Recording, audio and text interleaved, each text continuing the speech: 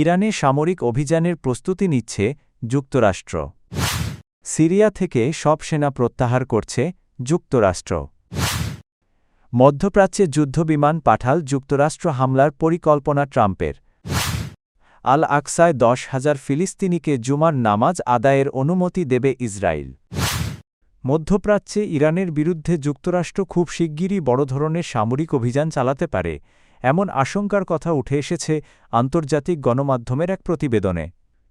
অ্যাক্সিওসের বরাতে বলা হয়েছে, সম্ভাব্য অভিযানটি হবে বৃহৎ ও কয়েক সপ্তাহব্যাপী, যা স্বল্পমেয়াদী লক্ষ্যভিত্তিক হামলার মতো নয়। এমনকি 2 সপ্তাহের মধ্যে সামরিক পদক্ষেপ নেওয়ার সম্ভাবনা 90%, এমন মন্তব্যও করেছেন প্রেসিডেন্ট ডোনাল্ড ট্রাম্পের এক উপদেষ্টা। প্রতিবেদন অনুযায়ী অভিযানটি যুক্তরাষ্ট্র ও ইসরায়েলের যৌথ উদ্যোগে হতে পারে এবং তা ইরানের নেতৃত্বকেও লক্ষ্যবস্তু করতে পারে। তবে এ বিষয়ে কংগ্রেসের সঙ্গে প্রকাশ্য আলোচনা খুব কম হয়েছে। এদিকে কূটনৈতিক তৎপরতাও অব্যাহত রয়েছে। জেনেভায় ট্রাম্পের উপদেষ্টা জ্যারেড কুশনার ও স্টিভ উইটকফ ইরানের পররাষ্ট্রমন্ত্রী আব্বাস আরাঘচির সঙ্গে বৈঠক করেছেন। উভয় পক্ষ অগ্রগতির কথা বললেও বড় ধরনের মতপার্থক্য এখনও রয়ে গেছে। ভাইস প্রেসিডেন্ট জেডি ভ্যান্স জানিয়েছেন, প্রেসিডেন্ট কিছু রেড লাইন নির্ধারণ করেছেন যা ইরান এখনও মানতে রাজি নয়। অন্যদিকে সামরিক প্রস্তুতি জোরদার করছে যুক্তরাষ্ট্র। পশ্চিম এশিয়ায় F-3, 5 F-22 ও F-16 সহ 50টির বেশি যুদ্ধবিমান মোতায়েন করা হয়েছে। আরব সাগরে বিমানবাহী রণতরী USS আব্রাহাম লিঙ্কন অবস্থান করছে। এছাড়া নজরদারি ড্রোন ডেস্ট্রয়ার ও অতিরিক্ত রণতরীও অঞ্চলে সক্রিয় রয়েছে। মার্কিন কর্মকর্তারা জানিয়েছেন, ইরানকে 2 সপ্তাহের মধ্যে বিস্তারিত প্রস্তাব দিতে হবে। অতীত অভিজ্ঞতায় দেখা গেছে, এমন সময়সীমা ঘোষণার পর দ্রুত সামরিক পদক্ষেপও নেওয়া হয়েছে। সিরিয়া থেকে ধাপে ধাপে সব মার্কিন সেনা প্রত্যাহার করা হচ্ছে। মার্কিন সংবাদ মাধ্যম ওয়াল স্ট্রিট জার্নালের বরাতে এ তথ্য জানিয়েছে রয়টার্স। 1 দশক আগে আইএস দমনের লক্ষ্যে সিরিয়ায় যে সামরিক ঘাঁটিগুলো স্থাপন করা হয়েছিল, সেগুলো থেকেই এখন সেনা ফিরিয়ে নেওয়া হবে। 2014 সালে ইসলামিক স্টেট বা আইএসের উত্থানের পর যুক্তরাষ্ট্র প্রায় 2000 সেনা পাঠায়। বর্তমানে সেখানে প্রায় 1000 মার্কিন সেনা রয়েছে। তাদের সবাইকে পর্যায়ক্রমে দেশে ফিরিয়ে আনা হবে। মার্কিন প্রতিরক্ষা মন্ত্রণালয়ের এক কর্মকর্তা জানিয়েছেন, আইএস এখনও বৈশ্বিক নিরাপত্তার জন্য হুমকি হলেও সিরিয়ায় পরিস্থিতি বদলেছে।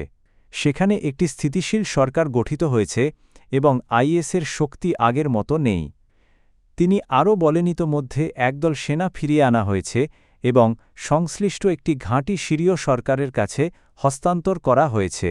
তবে মধ্যপ্রাচ্যে আইএসের যে কোনো হুমকির জবাব দিতে যুক্তরাষ্ট্র প্রস্তুত থাকবে বলেও জানান তিনি। ইরানের সঙ্গে আলোচনা চললেও সামরিক প্রস্তুতি জোরদার করছে যুক্তরাষ্ট্র। পশ্চিম এশিয়ায় ইরানের কাছাকাছি এলাকায় বিমান ও নৌশক্তি বাড়ানো হচ্ছে বলে জানিয়েছে মার্কিন সংবাদ মাধ্যম অ্যাক্সিওস। গত 24 ঘণ্টায় F-35, F-22 ও F-16 সহ 50টির বেশি মার্কিন যুদ্ধবিমান অঞ্চলে পৌঁছেছে। একই সময় জেনেভায় অনুষ্ঠিত পারমাণবিক আলোচনায় কিছু অগ্রগতির কথা জানিয়েছে উভয় পক্ষ। তবে মার্কিন কর্মকর্তারা বলছেন, এখনও অনেক গুরুত্বপূর্ণ বিষয় বাকি রয়েছে।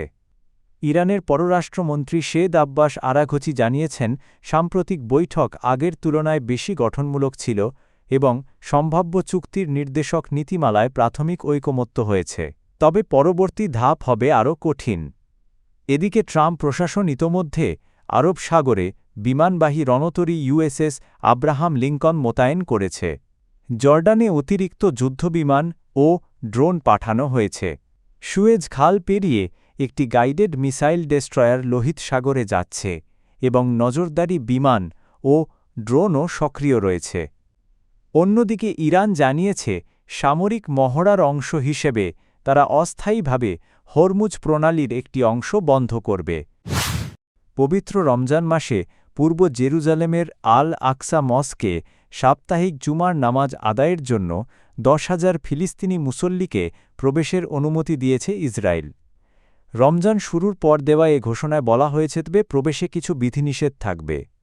কেবল ৫৫ বছর বা তার বেশি বয়সী পুরুষ, ৫০ বছর বা তার বেশি বয়সী নারী এবং সর্বোচ্চ ১২ বছর বয়সী শিশুরা প্রথম শ্রেণীর আত্মীয়ের সঙ্গে মসজিদ প্রাঙ্গণে ঢুকতে পারবে। ইসরায়েলের প্রতিরক্ষা মন্ত্রণালয়ের সংস্থা এটি জানিয়েছে, রমজান জুড়ে জুমার নামাজের জন্য প্রতিদিন আলাদা অনুমতিপত্র সংগ্রহ করতে হবে। নির্ধারিত শর্ত পূরণ সাপেক্ষে মুসল্লিরা টেম্পল মাউন্ট এলাকায় প্রবেশের সুযোগ পাবেন। ঘোষণাটি এমন সময় এলো যখন রমজান ঘিরে পূর্ব জেরুজালেমে নিরাপত্তা ব্যবস্থা জোরদার করা হয়েছে।